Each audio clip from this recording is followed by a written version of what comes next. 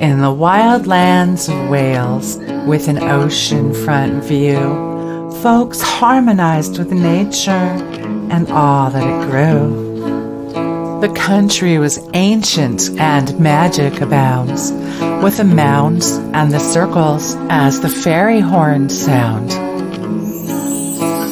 On top of a mountain on Netherworld Hill lived a century-old witch named Fionn Umfraville.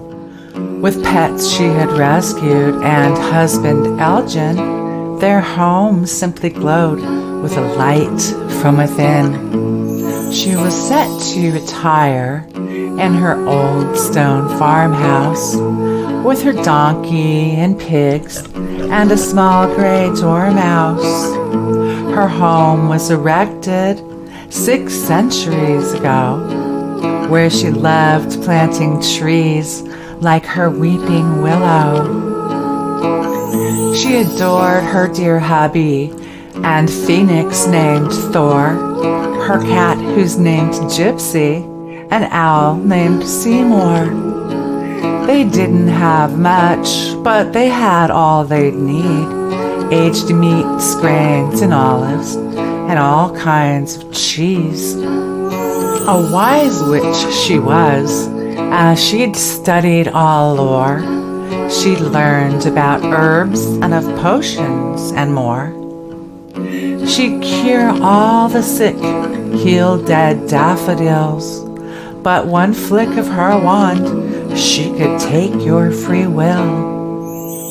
One day while out gardening, when the sky was so blue, it turned dark and gray and storms started to brew. The wind rushed in quickly and lightning struck too.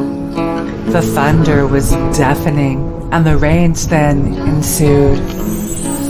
Her bat, who's named Stanley, brought news on this day. The normie world scorching, panic's underway. He said something is walking the land without souls. It's like bulls running wild. They are out of control. What in the world could be causing this fuss? And what's with the normies allowing this flux? It did not affect her. Her home was secure. With enchantments and magic, safety was assured. But she soon was phoned up by her dear friend Simone. The zombies are coming sehr near to my home. Towns are all burning and people are dead. Zombies are eating their arms, legs and heads. They're eating their livestock, their pets and their kids. They're eating the seagulls, the sheep and the squids. What madness is this? Asked Fionn with dismay. They're burning and looting and heading your way. Fionn was a warrior, a huntress, and clever. She knew she must stop them, an epic endeavor. Zombies, she knew, had no minds of their own. Their brain dead and blind like directionless drones. They only take orders from baser instincts. Unscrupulous, stupid, command they stink. The Sabbath was nearing. It was All Hallows Eve, and she knew in her heart they won't willingly leave. She had to act quickly, no question there. She knew that the normies were terribly scared. She set forth to battle these monstrous beasts. It's not tricky at all. They are slow on their feet. They all seem to gather in places downtown with doors boarded up and shops all closed down.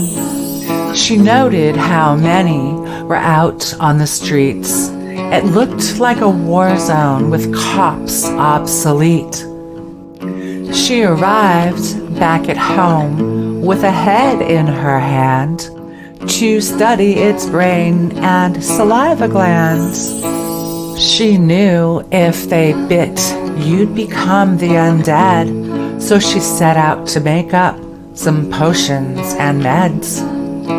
She captured 2 zombies and locked them up tight in the jail Elgin worked on and finished last night. The potions weren't working. They had no effect. You just can't cure zombies. Their brains are too wrecked. So she called up her children. I need you back home. So they flew back from Sydney, from Ardmore and Rome. Together they met and had all realized that someone had made them. Zombies don't self-rise. The head of the snake must be quickly removed. If we don't take him down, think of what we will lose. They set out to find who created these beasts and soon realized there were hundreds at least. They were dark and were evil and hated all man and used all the zombies to take what they can. Dark ones had their armies unlikely to beat. Fionn had to plan wisely or they'd face defeat. Answers didn't come quickly as they paced, and they thought poorly laid plans fail more often than not. Her white rabbit Horace was lurking about. Sometimes battles are won with nothing but mere sounds. He said, use your words wisely, you know what to do. I think they're called spells.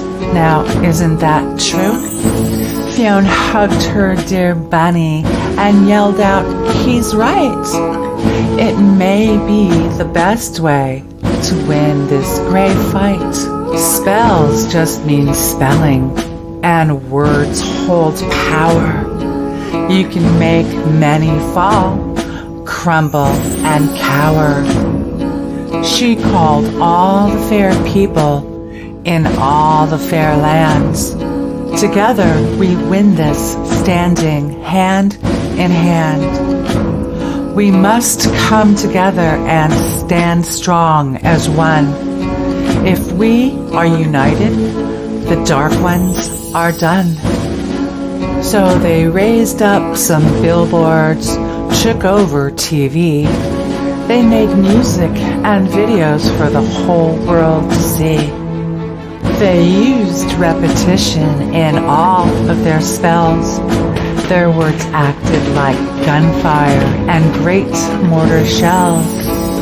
The dark ones had foot soldiers pounding the streets, saying, zombie lives matter, you're going to be beat.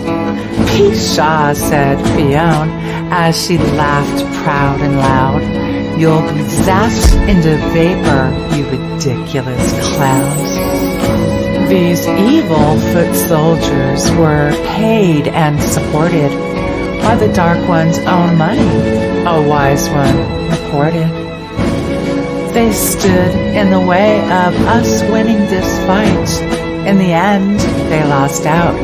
We were their kryptonite. The war was a long one, and many men fell. But as time carried out, we beat the cartel.